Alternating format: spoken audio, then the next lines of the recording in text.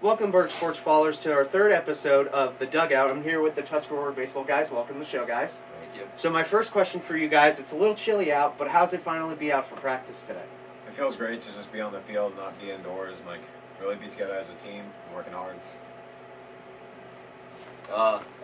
We were inside most of the year, and we bonded as a team inside, but once we got outside, it just all clicked, and everything started to fall into place and stuff like that, so yeah, we're excited about it. Baseball's fun. I'm ready to get outside. It's tough. Let's go.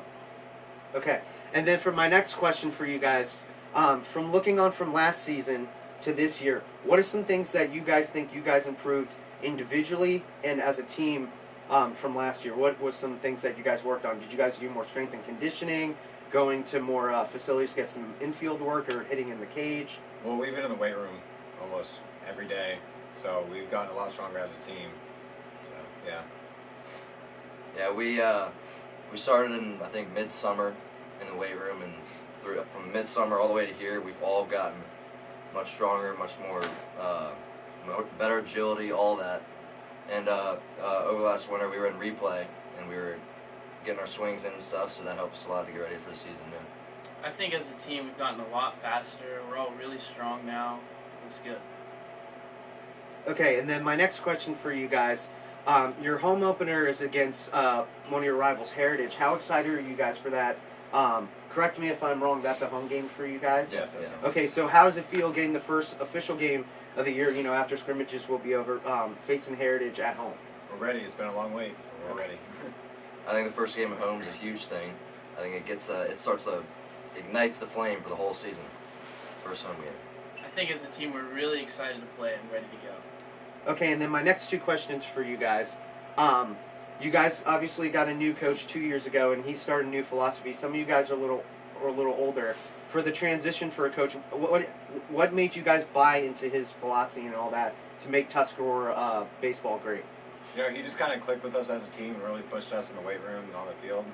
So he's just really been there for us the whole time. Yeah, from the beginning, I personally noticed that he was baseball smart, and he knew exactly what to do, where to do it, how to do it, everything. And he clicked with all of us, so that worked perfectly. He pushed me to my strength and helped me get a lot stronger. Okay, and then my final question for you guys. What's an individual goal you guys have, and what's a team goal that you guys have for this year?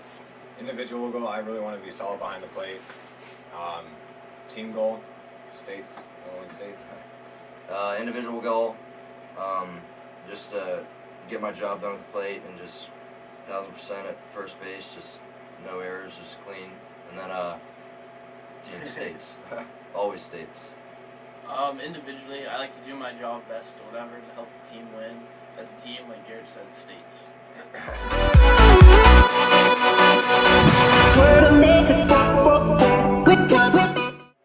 Welcome, BURG Sports followers, to the second part of our spring training show, The Dugout. I'm here with the Tuscarora coach. Coach, welcome to the show. Thank you. So my first question for you is, you're in your second year here, going through the process and all that. What have you seen improvements from last year's season through this year so far? The biggest improvement, has been the team chemistry. We had a bunch of seniors graduate last year, and it's the leadership of this senior class this year that's really stepping up and kind of taking it upon themselves to make this program their own. It comes a lot more from the players than it does from a coach in a standpoint.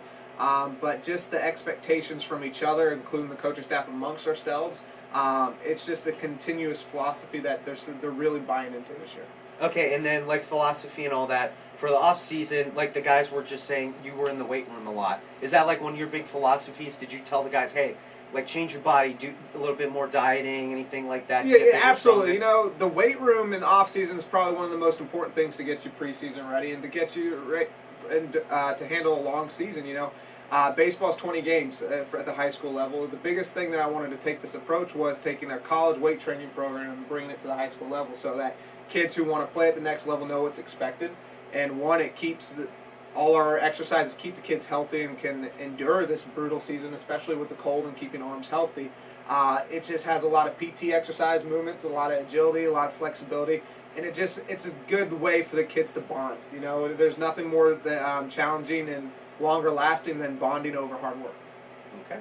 And then for our BURG Sports followers out there, excuse me, if they don't know, you played college baseball at William Yes. Mary. So for being a former college baseball player and coaching younger high school kids and going through that college process, how does that help you being a head coach to help with these younger guys? It helps a lot. You know, it's being expected.